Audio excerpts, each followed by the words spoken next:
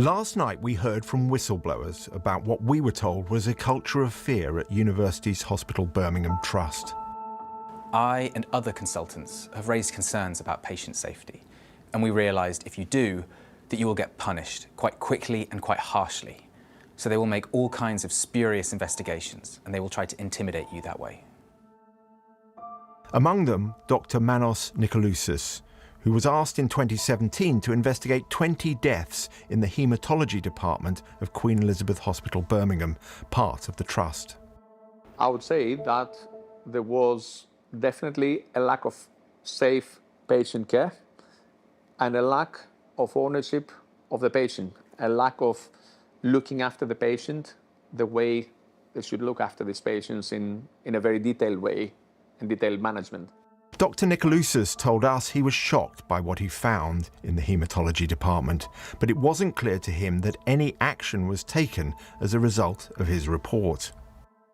2 years after Dr. Nikoloussis' report, 55-year-old builder Frank Bird was admitted to the same department with a recurrence of a gallbladder problem that he'd had before.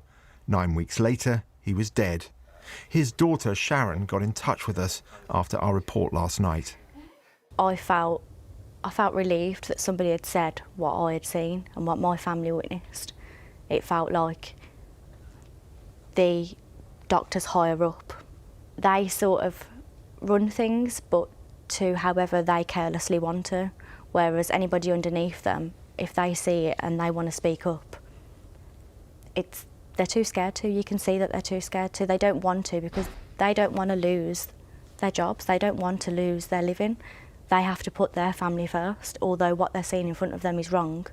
You only ever really will get that certain doctor who would speak up, and when I saw that doctor speaking up, it made me think that this doctor was around at that time and he must have been living what we was living for him to be able to speak out about how bad the care was there.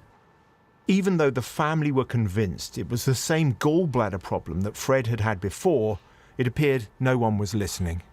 He said over and over again, this is my gallbladder, and if you don't take it out and you keep looking for cancer, I'm going to die. Because they thought it was cancer? Yeah, they thought it was cancer.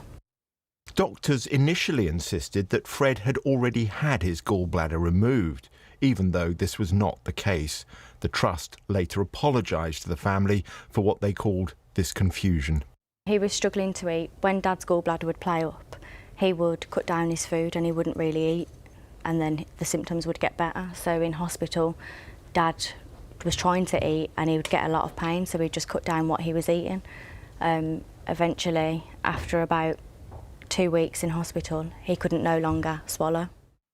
Even though he couldn't swallow, Fred was still prescribed pills that were simply left to accumulate next to his bed. When we first went in, there was a nurse who was concerned for how my dad was, and she would look up things with me on the computer and she'd show me that, like, you know, this needs looking into and that needs looking into. She'd raise that, but she wouldn't be heard. Why were their concerns not being listened to? I don't know, really. They're just, it's like they don't have a voice. It's like I'm speaking and I'm not being heard, but then they're speaking and they're not being heard.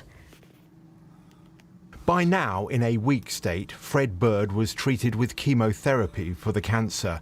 But when he later died, the post-mortem found he had sepsis related to an infection. To lose my dad, he was so young, he'd done everything. He would decorate my house and he was a strong, strong man. But to see him go from such a strong man to somebody who was fearful, it's not right. That shouldn't happen. Not in a hospital. A hospital is there to care and look after you. It's horrific what we all seen and what we went through. I wouldn't wish that on anybody. Sharon Bird, well, David is here now with more from the Trust that's unfolded today. But the point was surely that the culture of the NHS was meant to have been sorted out and a proper system put in place, a kind of national whistleblowing system. Indeed, it seems quite depressing to say. It seems we've been here many times before. You'll remember in 2013, after that appalling scandal at Mid-Staffs, where hundreds of patients died in appalling conditions and shocking neglect, we were told that the whole architecture for whistleblowing had been updated, overhauled in the NHS, and people were going to be encouraged to come forward, no recriminations. But skip forward to another report into another scandal, this time Telford Hospital maternity care, published just this year, the final report.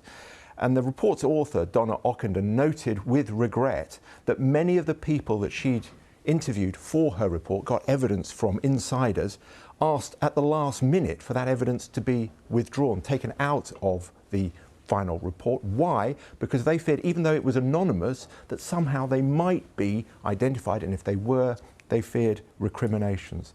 So for whistleblower campaigners, in the decade since Mid-Staffs, they say not enough has changed in the NHS. Well, clearly, if you haven't got safety in speaking up, if you're going to, your career's at risk, or in the allegations on your report, you may find yourself referred to the GMC for your professional practice. You know, your career is at stake, and sadly for a lot of whistleblowers, whistleblowing has a very serious impact on them, on their careers, their families, their finances. It can be a lifelong experience, and we've got to change that, because whistleblowers are so important. Getting people to speak up to stop harm, identifying risks early, you know, it's a really valuable tool for trusts, and they've got to be listened to. So, you know, we heard from Liz Gardner there. She made reference to the GMC, but you've got news on the GMC. Yeah, in our report last night, we reported that at this trust, at University Hospitals Birmingham Trust, over the decade up until March this year, they referred 26 of their own doctors to the GMC for investigation. And of those, there was zero action taken. Not one of those doctors, any action was taken by the GMC. Now, the allegation, of course, was that this was being used as some way of trying to silence doctors, warn them that if you speak out, then something bad might happen to you. So we went to the GMC today and said, how does that look compared to the national UK picture? And that's what we got from them. There were, in a similar period, not quite the same period, 2,828 referrals by employers to the GMC, in the same way that those 26 from Birmingham. But in this case, 33%, a third, action was taken so against... Birmingham was completely out of kilter. Well, it's very different. Zero is a lot different to a third. So, what have you been hearing from the Trust today? Well, the Trust told us that they take patient safety very seriously. They have a high reporting culture of incidents to ensure appropriate accountability and vitally learning.